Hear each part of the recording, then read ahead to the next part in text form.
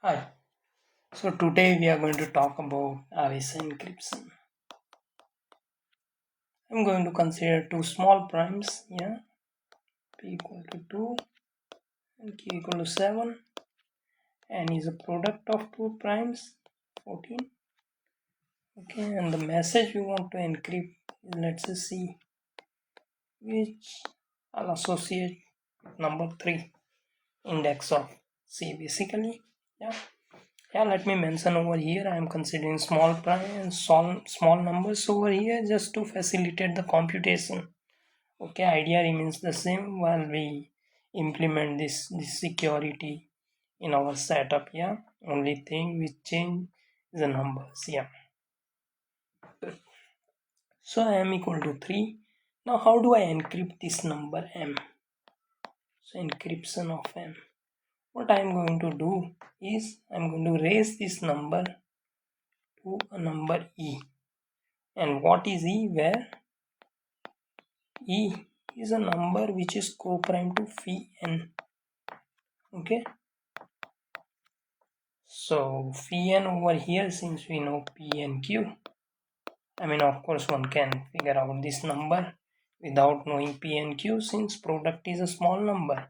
But the whole idea is when P and Q are big, it is difficult to figure out this number. Okay, and hence knowing the P and Q will help us to figure out this number in a following way. Phi P is P minus 1, which is 1, and phi Q is 7 minus 1, which is 6. So this number is 6. So something co-prime to 6, let's say 2, 3, 4, 5 is co-prime to 6. Okay, yeah. So we are going to raise 3 to power 5. 3 to the 5 is nothing but 9 times 9 times 3 modulo 14. Yeah, so 9 is congruent to 9 is congruent 9 9 81 81. So 14 times 6 is 84. So which is 84. 81 is minus 3 times 3. So minus 9, instead of writing congruence, I'm just going to write equality here. Okay, 3 times 3 is minus 9. Minus 9 is nothing but 5. Okay, let's continue. Congruency. So 3 to the 5 is 5, and this is the ciphertext, in fact. Encryption of m. This is called ciphertext. And this is what is going to be transmitted through a channel which is public, and hence if anybody intercepts the channel is going to get a message phi. Okay, and what we have communicated is message 3. Okay, now how one is going, so Alice is over here, she wanted to communicate the message 3, and Bob is over here, she did this computation and encryption was phi. She is sending this number phi, and Bob is going to receive phi. Now thing is how Bob is going to decrypt this message. Okay, that's it. So phi is a number which was chosen. Yeah, good. So this is a public key. Okay, this number is public and it was made public by Bob.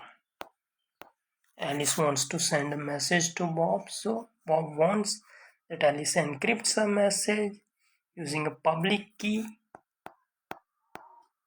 Okay, is public, n is public. Okay, yeah, so this is all public.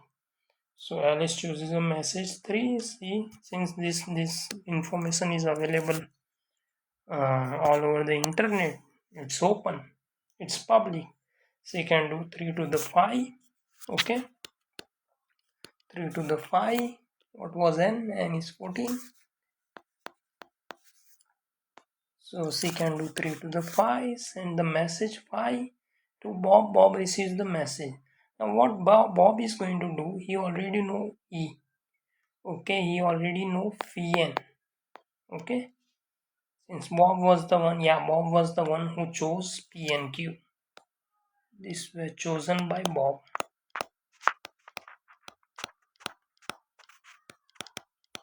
Okay.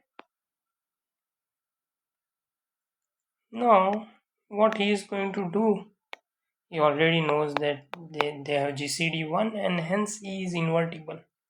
Okay, inverse of phi is modulo phi n. Phi n was what? Phi n was 6. So 6. The inverse of phi is in fact phi. Okay. Okay. So now what we are going to do is we are going to raise it to phi, and phi to the phi, which is congruent to 25 times phi modulo 14. So 25 is what?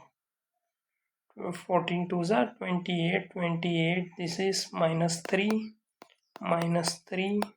5. Okay, so minus 3, this is congruent to 9 is minus 5 times 5 is 25, and 25, so this is 3 14, and hence we got 3, which was the message we encrypted. Yeah, see, so already got the message. So M is there with Bob now. Bob could decrypt, and that's the whole game. I'm going to stop here. I hope you enjoyed the video. Thanks.